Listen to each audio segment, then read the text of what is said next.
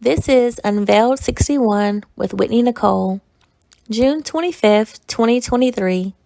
I'll wait. This past week, my little sister sent me a post I had written over 2 years ago on April 8th. Here's what I said. When you settle for less, you get less than what you settled for. Kiwa Lake. Sometimes, out of impatience, loneliness, or desperation, we make ourselves content with that which is merely adequate. This will do, because it's what's presented itself to us. So out of fear of another boat never coming, we jump aboard only to find this one has leaky pockets and is sinking fast. Learn to be uncomfortable. Learn the agony of the wait, because even if that other boat never arrives, you would have learned contentment and joy for right where you are. My girlfriend shared these words with me on April 16th, 2020. I can attest that I did not want to wait. But almost a year later, I'm glad I did. And if you wait, you will be too. 3 years later, and I can confidently say, I'm still glad I waited. In some respects, I have come to a place where I am no longer waiting, at least not on the thing I was hoping for then. I mentioned in my last blog that I've sworn off marriage. I'm still pretty serious about that. There are some beautiful love stories out there and marriages on mission for the kingdom. I love that. And if I wanted marriage, then I'd want that. But child, the struggle of relationships.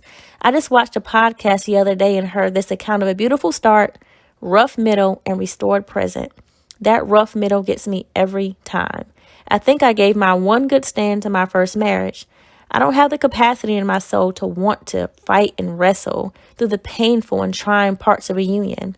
And sometimes conviction grips me because I know God did it and still does it for me. And I know I still continue to cause him tremendous grief with this wayward heart of mine. So I should.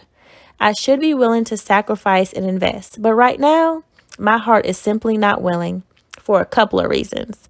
Let me tell you one of the worst times to contemplate your new relationship. When you're still in one, I may not physically be in a relationship, but my mind and heart still are. And how I think about me looking for the prospect of new love is how the Huxtables felt when Vanessa brought some man home talking about they're together after she was fresh out of another relationship.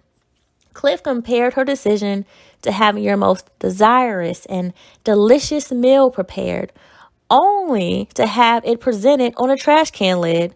Watch it here because he tells it better than I do. A person is hard to receive like that, no matter their character and suitability. Unfortunately, I think a lot of people do that. They don't finish, end, and close doors on past relationships and take time, my 2021 curse words, before they seek another unsuitable God to replace their last one. Let God be God. Rest and be still in him while you allow him to perform surgery on your messy pieces before you go make another mess. I have lived the painful reality of being committed to a person with a divided heart, and that unequally, and I certainly didn't have the bigger portion. I'd never want to do that to someone. Be divided. Be in two places.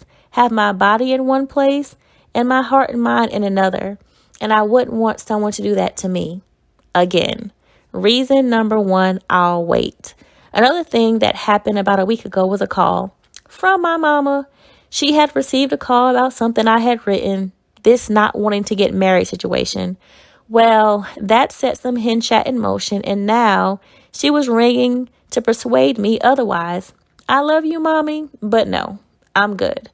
She alluded to this person and wondered what had happened. The obvious answer is nothing. Nothing happened. So here we are. There are 3 things that could have happened that would have made a difference, though. She asked, what was it? And I shared 2 of my absolute non-negotiables with her if I should ever get the nerve and courage to say I do again. And this is what must be true about the man I say I do to. He must love Jesus, and he must have a desire to be pleasing to him, evidenced not by a perfect relationship with him, but a growing one. She went on to say that no one is perfect. I agree. I'm not looking for perfection, but something like a perfect heart like David's. The Lord knows that man made some messes, and yet the Lord called him a man after his own heart. Why? Because David knew who his God was. And in light of how he saw God, he constantly fell on his face in surrender and repentance.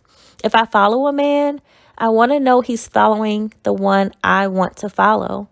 I want him to love Jesus so much that in his fumbling steps, he'll choose to intentionally get low before his king and find cleansing and direction again. What I didn't share with my mom because, well, we didn't get that far and I didn't feel like talking about the details of the reasons why not, was that there must be an intentional pursuit of me. I think too many people have said something to the effect that if you have to question how a person sees and feels about you, they've already answered.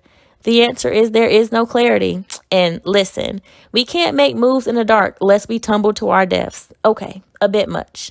But I know a thing or two about death, inwardly and relationally. And often in wishful and imaginative thinking, we overlook the obvious and eventually head us and that relationship right to their graves. One of the things I'm grateful for God for is cocooning me. In that season post-separation, he cared for, provided for, and loved me in such a way, I finally understood what it was supposed to feel like to be cherished, what it was supposed to sound like for a man to speak to me.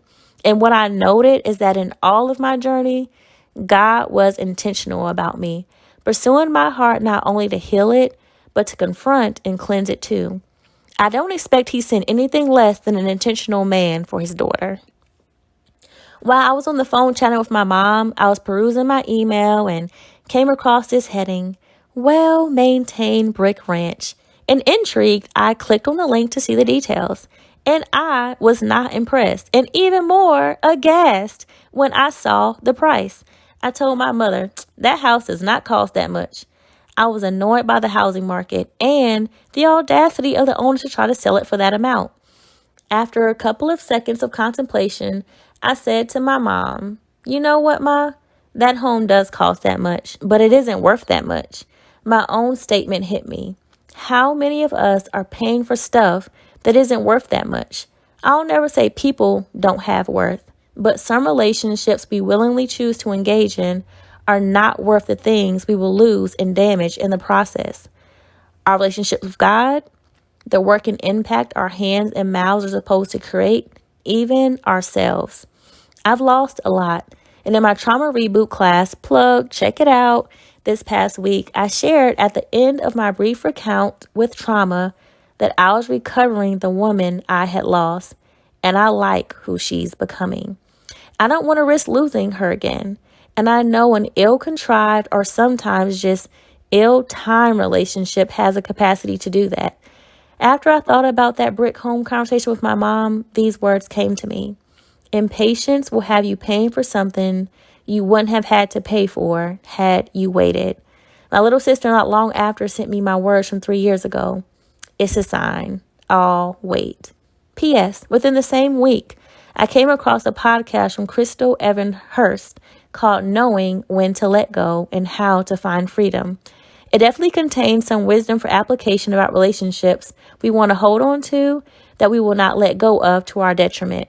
It's not easy waiting, not just for a suitable mate for those waiting on that, but also waiting for our own healing and transformation that's often needed for any relationship to thrive. It does take 2, no, 3, you, them, and God.